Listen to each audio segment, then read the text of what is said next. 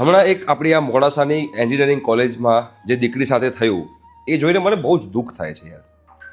બધી જગ્યાએ વિદ્યાર્થીઓ કેટલા હેરાન થાય છે અને આની પર કોઈ એક્શન લેવાતું નથી. વિદ્યાર્થીથી કોઈ ભૂલ થાય તો બહુ મોટી મોટી પનિશમેન્ટ આપવામાં આવે છે. ભાઈ કોપી કેસમાં પકડાઈ ગયો, ફૂલ પનિશમેન્ટ, 6 મહિના માટે બેસાડી દેવાનો, 1 વર્ષ માટે બેસાડી દેવાનો. બીજા કોઈ કેસમાં પકડાઈ ગયો, સસ્પેન્ડ કરી દેવાનો.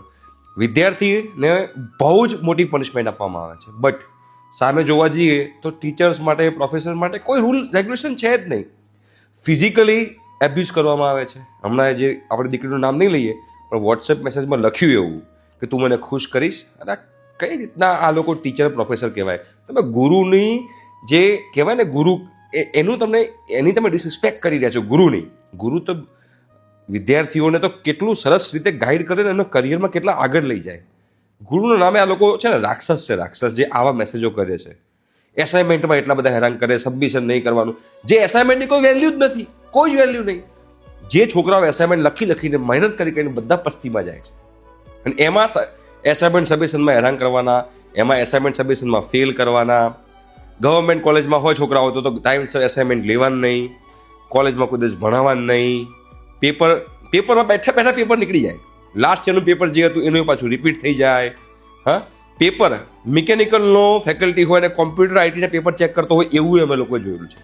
બધું સાચું હોય, છોકરાઓએ આરટીઆઈ કરે, પેપરો બધું સાચું હોય, પાસ હોય છતાં છોકરાને ફેલ કરેલો હોય. તો આ બધી જે સમસ્યાઓ છે જે પ્રોફેસર સાઈડથી છે એનું કોઈ દિવસ નિરાકરણ આવતું જ નથી. છોકરાઓ કેટલા હેરાન થાય છે આમાં.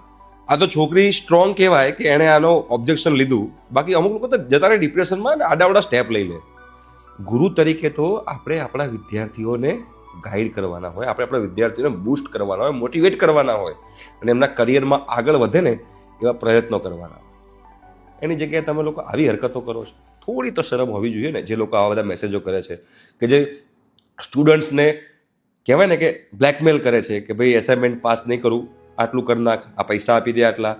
ઘણા બધા પ્રોફેસર આવું બધું કરતા હોય છે. આવું બંધ કરો. છોકરાઓને એજ્યુકેશનમાંથી, મા બાપને જ એજ્યુકેશન પરથી ભરોસો ઉઠી જશે. હાથ જોડું છું ભાઈ, તમે લોકો ગુરુઓની કહેવાય ને ગુરુઓને ઇન્સલ્ટ કરી રહ્યા છો.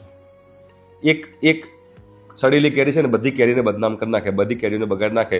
એક કાંકરો છે ને આખા બધા ઘઉંને બરબાદ કરી નાખે છે. આવું ના કરશો યાર. ગુરુ છો તો ગુરુ તરીકેની ફરજ નિભાવો.